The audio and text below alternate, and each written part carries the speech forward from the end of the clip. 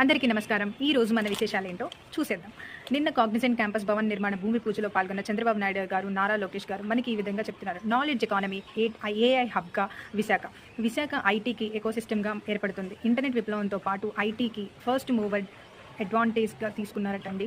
ఐటీకి వెన్నెముకగా మన భారతీయులు నిలిచే పరిస్థితి ఏర్పడుతుందండి. ఏఐ డేటా సెంటర్లతో ఐటీ డెస్టినేషన్గా, నాలెడ్జ్ ఎకానమీ కేంద్రంగా విశాఖ ఏర్పడుతుందని మన ముఖ్యమంత్రి చంద్రబాబు నాయుడు గారు తెలుపుతున్నారు.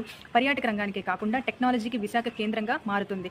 స్టార్టప్ కంపెనీలను భారీగా ప్రోత్సహిస్తాం. రాష్ట్రానికి డేటా సెంటర్లు రావడానికి గ్రీన్ ఎనర్జీయే కారణం అంటున్నారు. ఏఐ హబ్గా విశాఖ, శాటిలైట్ సిటీగా శ్రీహరికోట, డ్రోన్ సిటీగా ఓర్వకల్లు, ఏరోస్పేస్ సిటీగా అనంతపురం, ఎలక్ట్రిక్ సిటీగా తిరుపతి, మెట్టెక్ జోన్ కేంద్రంగా పార్క్గా విశాఖ, తొలి క్వాంటమ్ కంప్యూటర్గా అమరావతి ఎదుగుతున్నాయి అని చెప్పి మన చంద్రబాబు నాయుడు గారు మనకి ఈ సందర్భంలో తెలుపుతున్నారు.